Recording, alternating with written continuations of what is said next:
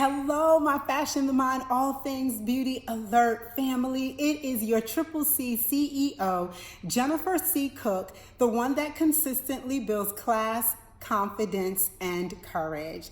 I know it's been a while since I've joined you here, but my life has had a lot of exciting things happening. And now that I am officially settled, we can get back to business. But if you are new to this Fashion the Mind, all things beauty alert family, please subscribe so every time that a new video is released, you will receive the notification. But also, please encourage your friends, your family, your associations, and network to join us over here as often as they would like. Because the Fashion the Mind, all things beauty alert focuses on internal as well as external. Well, a few weeks ago, I announced that we were having a series entitled Welcome to the Queen's Court.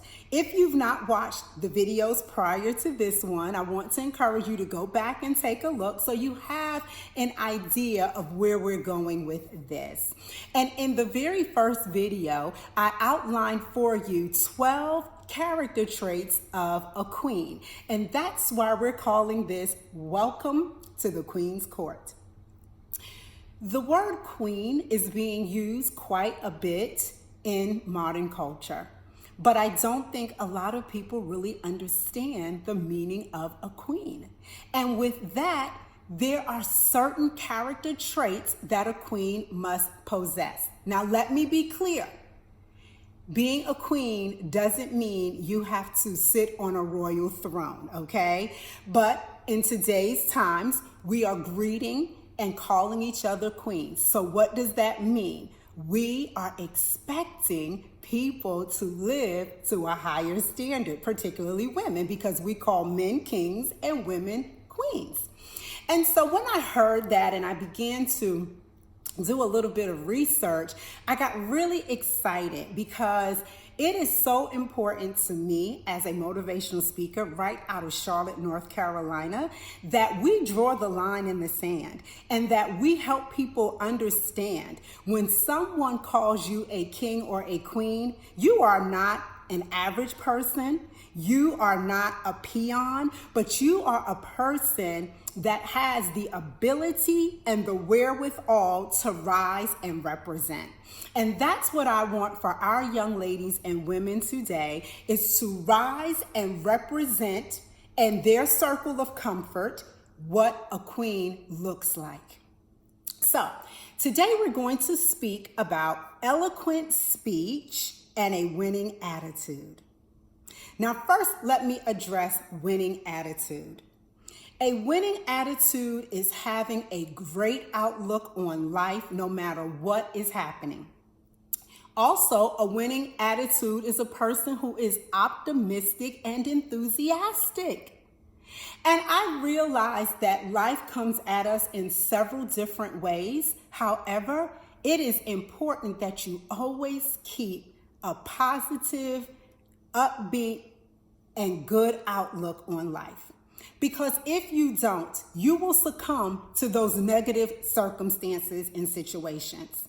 And as queens, we don't want to lower our standards, but we want to elevate them. We want to polish them. We want to refine them. Okay? So in having a winning attitude, you learn how to manage your emotions and your time.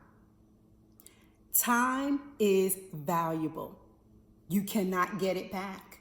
And so it is important that you learn to manage those things efficiently and proficiently so that you maximize, so to the point that you're not frustrated, you're not overwhelmed, and even when those things happen, you have control over them versus those things having control over you. Do you follow me?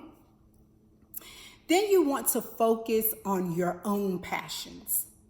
I know that we are bombarded by social media and all of the things that are happening around us.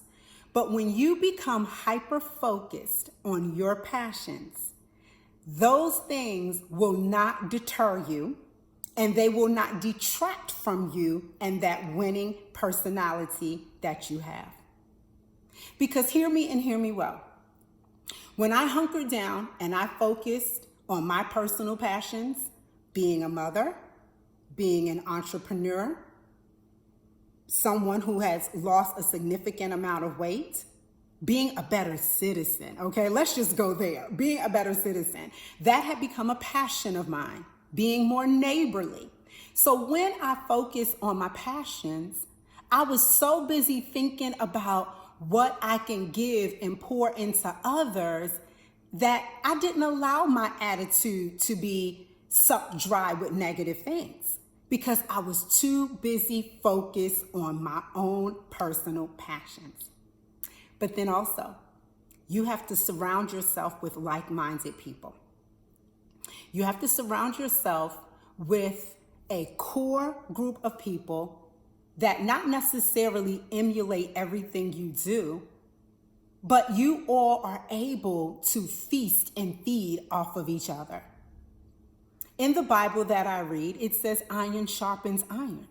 So you literally want to be around people who can sharpen your tools and you can sharpen theirs.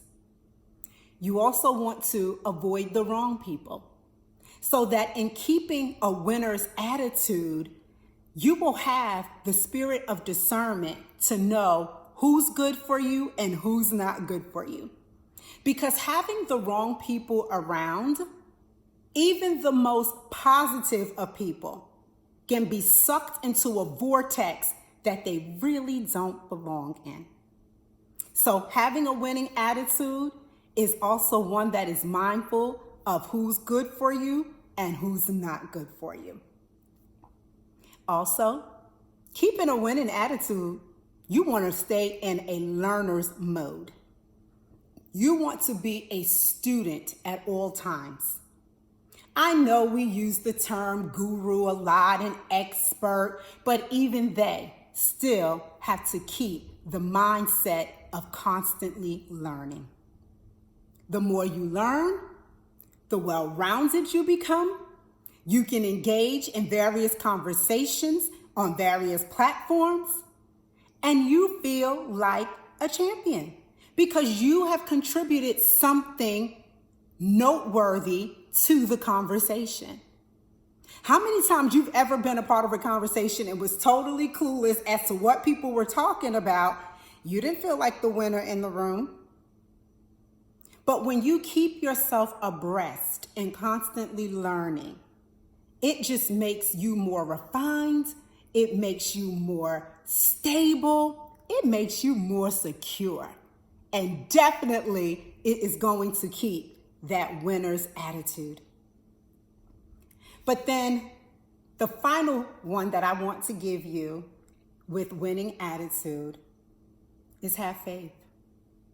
Whatever higher power you believe in, whatever deity you serve, you have faith. And that faith will take you places that you never thought or imagined would be possible.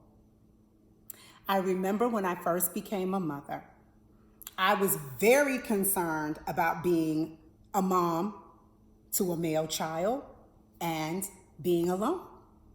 However, I had faith enough to believe that whatever my son would need from me, I would be able to give it to him. And that's not just speaking of physical things, but it's also speaking of spiritual, moral, and relational. Because in the end, as queens, we must have faith to believe in ourselves and in our higher power that what we are planted here on this terra firma to do, it will be done. And at the appointed time, everything we need will come. So now let's talk about eloquent speech. Now I know that there are times when if I'm not careful, you might meet Jenny from Brooklyn. Let's just be honest, okay? But I've learned down through the years to temper and master that. Because a woman of eloquent speech, it's not that you don't get angry, but everyone shouldn't be privy to your anger. I had a conversation with someone several years ago, and I shared with the individual, be careful what your public is exposed to about your personal self. And no, not that we're trying to put on a facade or anything like that. However, everybody does not need to know all of your idiosyncrasies, your shortfalls, your downsettings. Everybody does not need to know that. So, part of having eloquent speech is the ability to communicate powerfully, impactfully, smoothly transition from one context to the next, as well as maintain a level of interest. Now, have you ever heard some people use these large words and they just lost their entire audience? That's why you hear a lot of people say, please put it in layman's terms, because people want to be able to follow you in a conversation. They don't have to pull out Wikipedia. But at the same time, when we are in certain environments, the boardroom, when we are at auxiliary meetings, community meetings, we need to be able to address our audiences quite eloquently. So what does that mean? Number one, when you stand up, queen, you want to stand with your shoulders nicely poised with a straight back, but yet relaxed. That shows a level of confidence. Keep your chin up, okay? That's the next one. Queens don't look down, we look up. And the people that we are addressing will meet us eye to eye. Focus. Number three, focus on your listeners.